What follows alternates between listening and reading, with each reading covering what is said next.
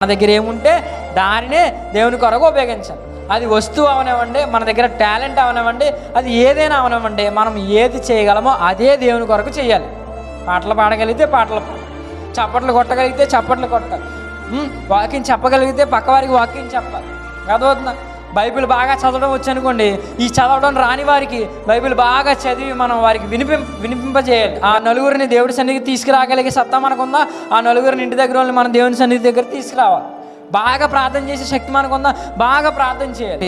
ఏదైనా అవనివ్వండి, సంఘంలో ఒక ఈవెంట్ అవనివ్వండి, ఒక ప్రోగ్రామ్ అవనివ్వండి, ఒక పండుగ అవనివ్వండి, ఒక మీటింగ్ అవనివ్వండి, ఏదైనా జరుగుతున్నప్పుడు, ఏదైనా అవుతున్నప్పుడు, ఏది జరిగినా, ఎప్పుడు ఏది జరిగినా మన వరకు మనం ఏది చేయగలమో అదే మనం చేయాలి. ధన సహాయం చేయగలిగినప్పుడు ధన సహాయం మనం చేయాలి. సరే, మన దగ్గర డబ్బులు లేదు, ధన సహాయం మనం చేయలేవు. సరే, నేను సన్నిధికి వెళ్తాను, కష్టపడతాను, అక్కడ పని చేస్తాను, పని చేసి నా శక్తి అక్కడ నేను దేవునికి ఇస్తానని చెప్పి ఏం చేయాలి? మన శారీరక శక్తిని అక్కడ ఉపయోగించాలి. అలాగా ఏదో విధంగా దేవుడు మనకిచ్చిన వాటిని ఆయన కొరకే మనం ఉపయోగించాలి.